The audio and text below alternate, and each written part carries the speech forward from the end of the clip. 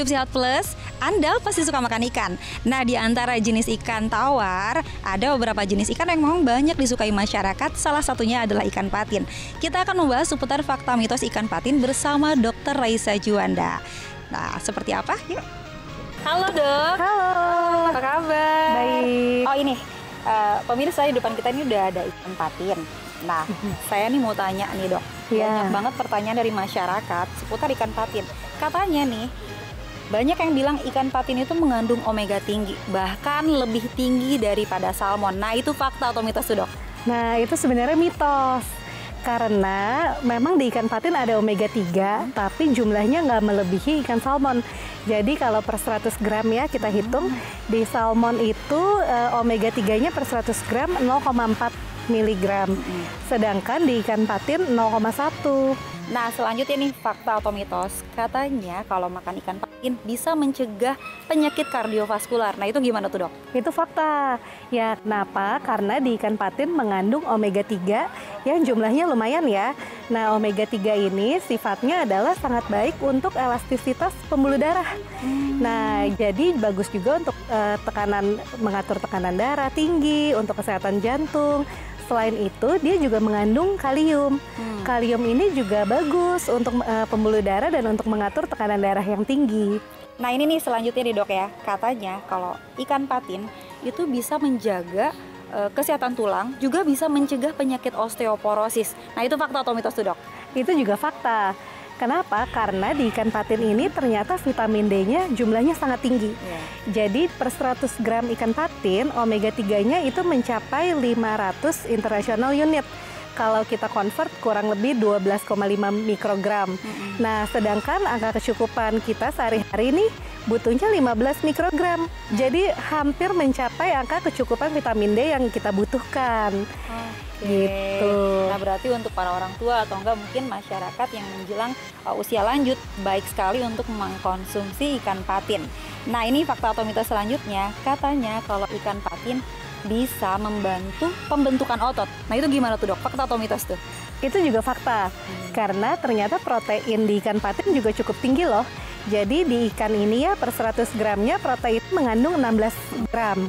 16 gram kalau dibandingkan dengan ikan-ikan lainnya, rata-rata hanya mengandung 10 gram saja. Jadi protein di ikan patin ini cukup tinggi dibandingkan dengan ikan lain. Oke. Nah, ini nih kan masyarakat itu kadang takut mengkonsumsi sesuatu karena alasannya mengandung lemak. Nah, salah satunya adalah ikan patin. Banyak yang bilang katanya ikan patin mengandung lemak tinggi. Makanya banyak yang menghindarinya gitu kan. Nah, itu fakta atau mitos tuh dok? Katanya emang ikan patin mengandung lemak. Ya, itu fakta. Ya, jadi memang ikan patin ini kaya akan lemak. Dia banyak sekali lemak di dalam tubuhnya. Tapi kita lihat lagi lemaknya lemak baik atau lemak jahat. Jadi ternyata lemak ikan patin ini dominan oleh lemak yang baik sifatnya. Yang kaya akan MUFA dan PUFA. Kalau dicek tuh nanti mau dilihat gitu ya, monounsaturated atau polyunsaturated fatty acid yang sifatnya tadi baik untuk pembuluh darah. Oke, jadi memang mengandung lemak tapi adalah lemak baik ya? Lemak yang baik, jadi aman dikonsumsi. Jadi nih kalau seandainya untuk pelaku diet dok, ini aman nggak untuk dikonsumsi nih dok? Iya, jadi itu fakta ya buat pelaku diet ini juga sangat bagus karena kandungannya tadi kandungannya banyak, vitamin dan mineralnya dan juga proteinnya cukup tinggi. Tapi yang perlu diingat adalah cara masaknya. Nah, itu dia tuh dok. Digoreng, disambelin kayaknya enak. Nah, itu dia. Jadi kalau untuk pelaku diet harus hati-hati.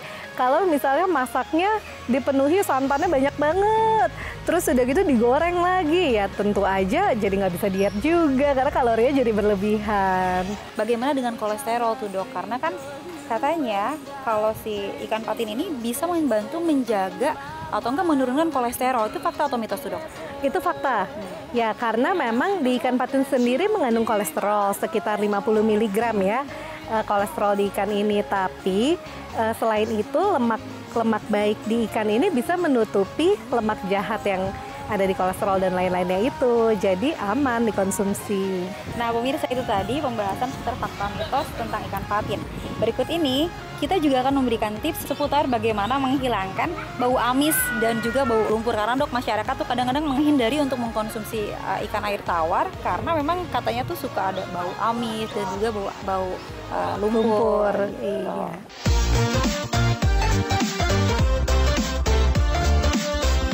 Wah, ternyata ada banyak ya fakta menarik seputar ikan patin. Nah, agar kandungan baik patin bisa kita dapatkan dengan baik, simak tips berikut ini ya.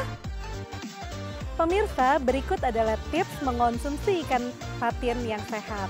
Jadi yang pertama adalah hindarilah penggunaan minyak dan santan yang terlalu berlebihan. Karena minyak dan santan yang berlebihan ini akan meningkatkan kadar kolesterol yang jahat yang tidak baik untuk tubuh kita. Lalu yang kedua adalah hindari cara memasak dengan digoreng. Jadi sebaiknya ikan ini dimasak dengan cara dikukus, direbus, atau dipanggang atau dibakar. Dan yang perlu diingat, pilihlah ikan yang masih terlihat segar. Cirinya adalah yang pertama kita lihat dari matanya. Matanya itu masih segar dan tidak buram. Yang kedua adalah kita lihat dari insangnya. Insangnya masih berwarna kemerahan. Dan yang ketiga adalah lihat dari dagingnya. Kalau kita tekan dagingnya cepat balik, itu artinya masih segar.